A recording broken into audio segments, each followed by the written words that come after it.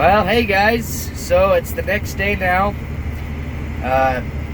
and I'm out here planting sweet corn. So, we finished up the bedding yesterday, and now we got some corn to plant. So this is a 14-acre field here that I gotta do. And then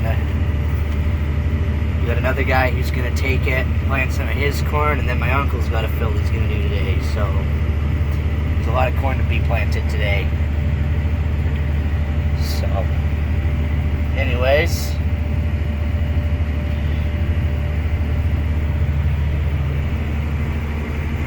this is my first pass. I just took over from my dad. So, anyways, going 3.2 mile an hour, so we'll be a little while. Okay, so I'm actually going every other row over.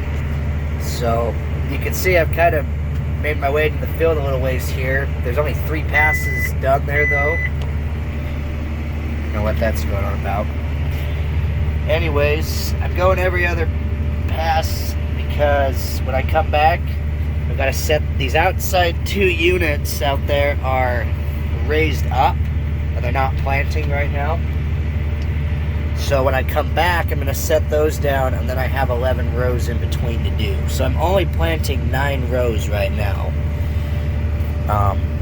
because that's how it works with sweet corn. Because with sweet corn, we call the different rows cow rows and bull rows, and the deal with that is your bull rows pollinate the cow rows. So the bull rows will grow tassels and have pollen in them.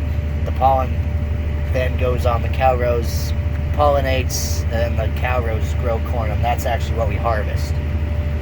The bull rows are completely useless other than the pollen. We don't do anything with the corn that they grow. So, anyways, that's why we're doing kind of what we're doing. We only need to plant the bull rows once, so you have to just lift them up. We'll go down. We got 4 cow rows here, then that's a bull row right there, and then 4 more cow rows.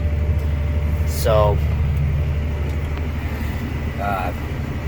then when we come back, we'll be able to fill in everything and get it all done. Because if we just had the bull rows down, you can't just skip over to the next bed that's not done. Otherwise you'd have 2 bull rows, and then 4 cow rows, bull row, 4 cow rows, and then 2 bull rows again. So it's just the way it works out. You gotta do it this way. So anyways, so we'll get over there and then set the outside 2 units down, and they'll start planting the bull row as we work our way back. Okay, well, I'm on my last pass here next to the wheat. I've come every other pass all the way over. So when I get to the end, I'm going to have to stop and get those outside units lowered down so we can be planting with those on their way back. Though actually I just realized they need to be down now for that outside one there. So actually I'm going to have to stop now and get them lowered down. So anyhow, we'll get that done and then keep going. So this outside row here is why I stopped. We need to have corn planted here, and I don't know if we need to do that right now, so we need to lower this unit down. But we don't really need the other one down, because then when we come up on this next pass, this one's down, then it'll overlap this one and do this one again. But the other thought I had is we typically do 2 bull rows. So we're going to put one here. You can see it's not quite centered in the bed. That's because that unit, the bull row units, are offset. Like 2 inches or something. So since I'm going down this time, next time I will come up, and instead of it being here, it'll be over in here. The other bull row will be. So you'll have one here and one here, and then there's 2. That way there's lots of pollen to go around to all the cow rows. So with that in mind, I kind of wonder if maybe we just won't worry about this one here, and then when we come through just doing bull rows, we'll plant this. So I don't know, we'll see.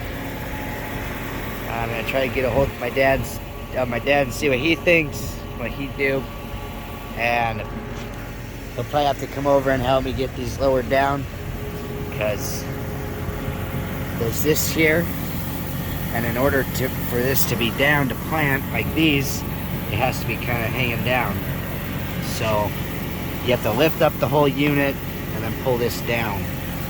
And these are kind of heavy, so it's easier if you get 2 people. So anyways,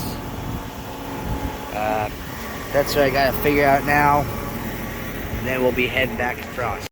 So I thought real quick I'd kind of show why we bed knock these fields.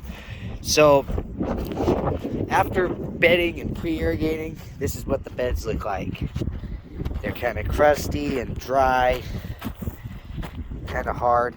So we come through with the bed knocker, and it just kind of knocks down the top little bit of it. I mean, it's not completely flat, but it's not as big of a hill here either. So the point in that is this gives us a nice soft seed bed. It's really light, and it gets us right into that moisture right there to plant in for the seeds to have.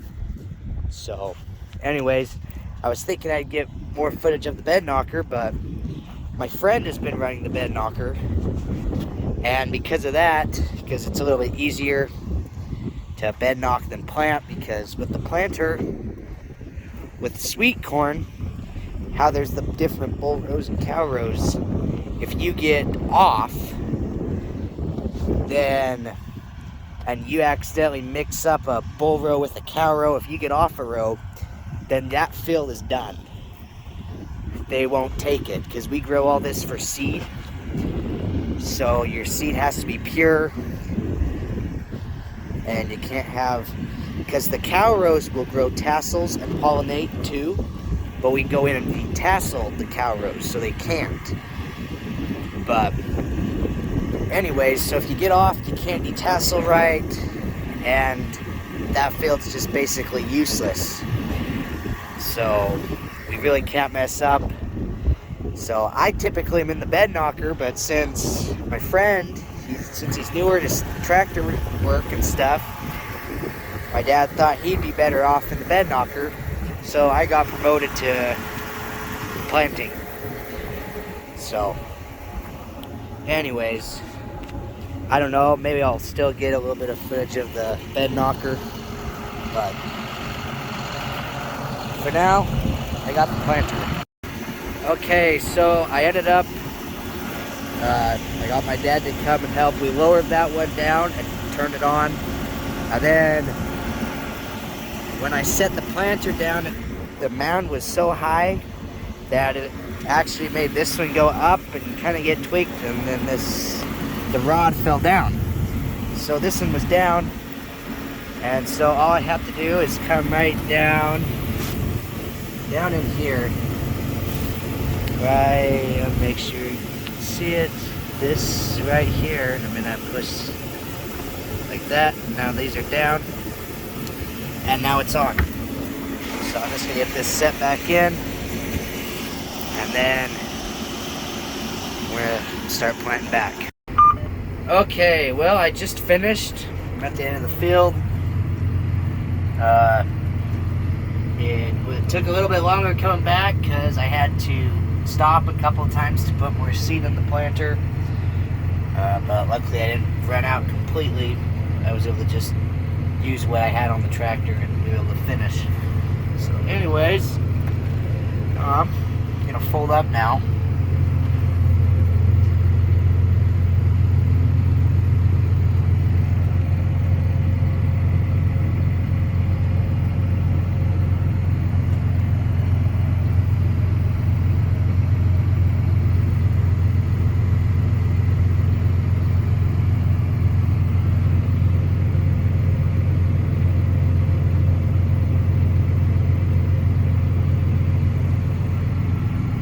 There we go, all folded up.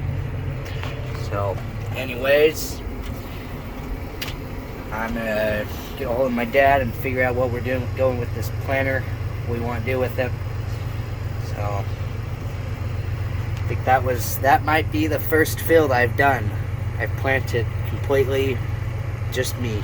Typically I take over from my dad halfway through and then do half the field. So that might have been the first time with sweet corn that I've actually done the full field.